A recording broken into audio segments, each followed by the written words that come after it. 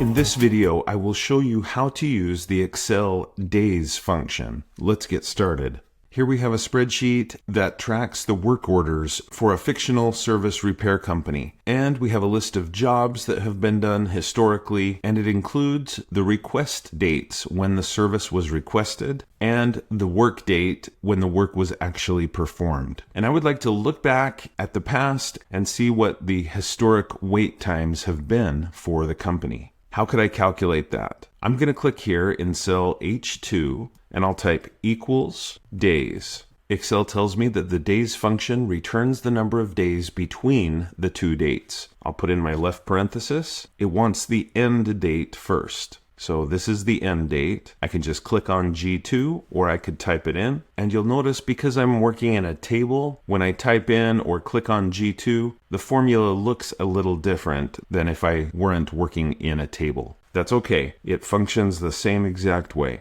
I'll put in a comma. Now Excel is looking for a start date. This time, instead of clicking, I'll just type in the cell reference, but it really doesn't matter which way you do it. F2, you can see that it's highlighted, just like G2 was highlighted, but in different colors. I'll put in my right parenthesis, tap enter, and I get results. Not only in cell H2, but because I'm working in a table, it extends and copies that same formula all the way down the spreadsheet. But this doesn't make sense to me. 14 January of the year 2000, that doesn't make sense. I'm going to click here on H to highlight that entire column, and I'll make sure I'm on the Home tab. In the number group, I'm going to select General. Now it looked like it was already selected, but I'm going to do it again, and now we get results that make sense. Excel has calculated that there's 14 days between these two dates, and that looks right to me. Between these two dates, 3. These two dates, 16. And it's calculated that all automatically because of the formula. Now, if I hadn't been working in a table, the results of the formula would only show up here in H2. I would have had to use the autofill handle to try either double clicking on it or clicking and dragging to extend that formula down the spreadsheet. Let's take a quick look at some other features of the days function.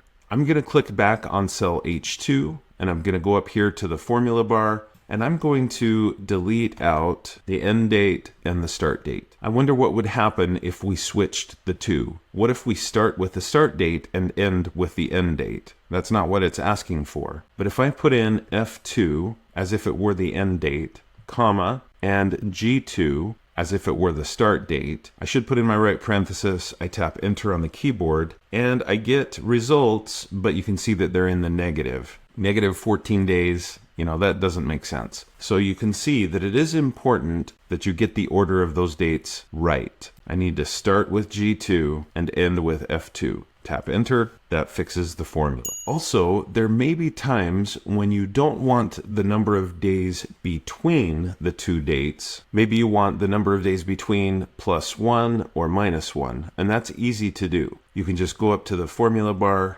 click, put in a +1, tap enter, and it looks like my number format has changed again. So I'll go back up, change it back to general. But now it's calculating the number of days between those dates and then adding 1, or I could subtract 1. Tap enter. It really wants the format to be in date form. That's okay. But just as you would expect, we can adjust the number of days that it's calculating by adding 1 or even a few, or subtracting 1 or subtracting a few. So I hope you found this tutorial to be helpful. If you did, please like, follow, and subscribe. And when you do, click the bell and you'll be notified when I post another video. If you'd like to support my channel, consider clicking the thanks button below the video, and you could support me through my Patreon account and by buying channel merch, and you'll see information about those options in the description below the video. Speaking of Patreon, I want to give a quick thank you to my $5 Patreon supporters. Thank you so much for all you do to support the channel. I really appreciate you.